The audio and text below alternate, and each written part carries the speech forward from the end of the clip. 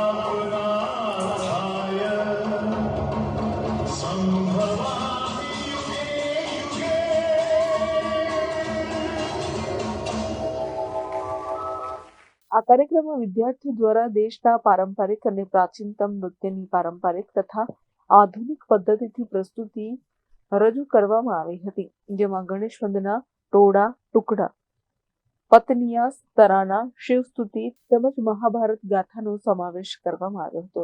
જ્યારે કથાકાર કોઈ પણ મહત્વની વાતને કથાના સ્વરૂપે લોકો સુધી અસરકારક રીતે પહોંચાડે છે, ત્યારે નિશ્ચિતપણે તે જીવનભર માટે અંકિત થઈ જાય છે.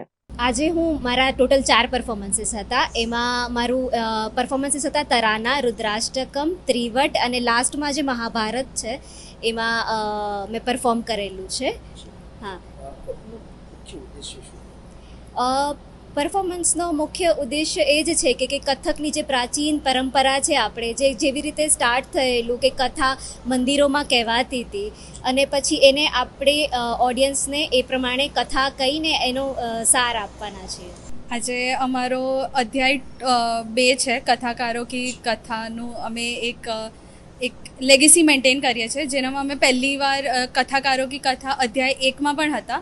અત્યારે આજે બીજું વાળું છે.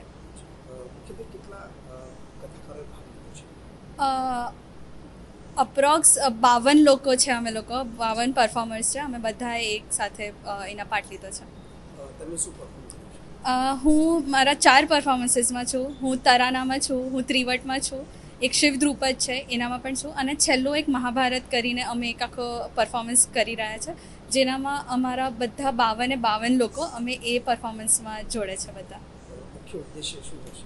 આનામાં એવો છે કે કથકની જે આખી લેગેસી મેન્ટેન થાય છે, જે અમારા ગુરુ પશ્મિના વ્યાસ એ બહુ જ સરસ રીતે મેન્ટેન કરે છે, એ અમારે જે ઓડિયન્સ છે એમને એમના સુધી પહોંચાડવું છે.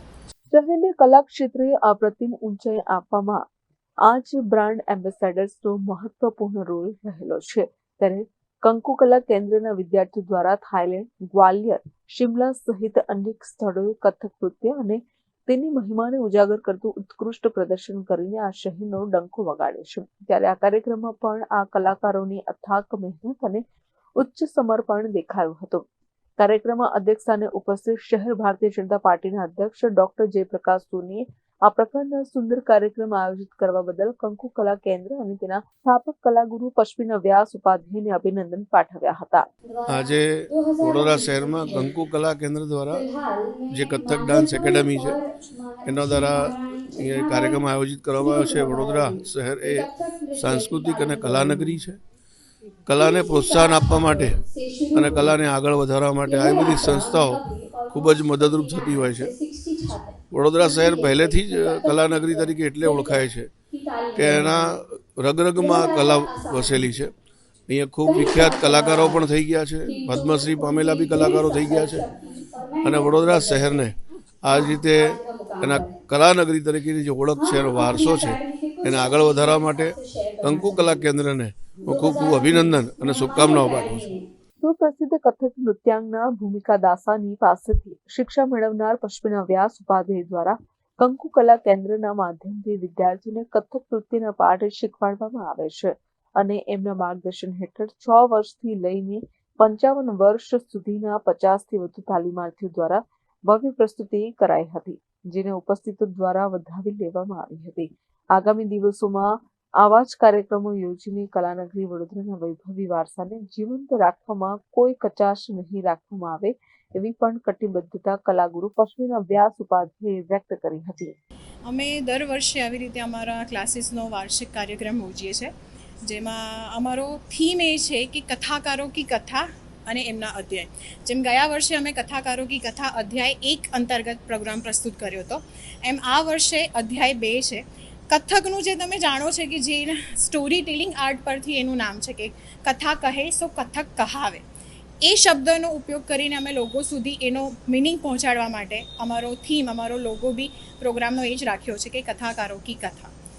આખા કાર્યક્રમ દરમિયાન કથકના જે અલગ અલગ ટર્મ્સ છે, જે અલગ અલગ શબ્દો છે, એનો મિનિંગ લોકો સુધી પહોંચે એવો પ્રયત્ન અમે કર્યો છે. અમે કથકની અલગ અલગ પ્રાચીન અને સાંસ્કૃતિક પ્રસ્તુતિઓ પ્રસ્તુત કરવાના છે, જેમ કે ગણેશ વંદના, શિવ ધ્રુપદ, સરગમ, તરાના, ગુરુ અષ્ટકમ, જે અમે અમારા ગુરુને સમર્પિત કરવા માગીએ છીએ, અને એક મહાભારતનું નૃત્ય નાટિકા થીમ લીધો છે એન્ડમાં, કે જેમાં અમારા ક્લાસના બધા જ છોકરાએ પાર્ટિસિપેટ કર્યું છે. નૃત્ય નાટિકા એક બહુ સરસ કન્સેપ્ટ છે અને એને બી કથકના માધ્યમથી લોકો સુધી પહોંચાડી શકીએ એ વખતે એના માટે આ વર્ષે અમે એક નવું થીમ પણ રાખ્યો છે. કેમેરામેન નવનીત કરુણી સાથે Chirag Patel, Nation Plus News Vadodara. સમાચારોના સતત અપડેટ મેળવવા માટે અમારી નેશન પ્લસ ન્યૂઝની યુટ્યુબ ચેનલને સબસ્ક્રાઇબ કરો, બેલ આઇકન દબાવો અને જોડાયેલા રહો ફેસબુક, ઇન્સ્ટાગ્રામ અને ટ્વિટર પર.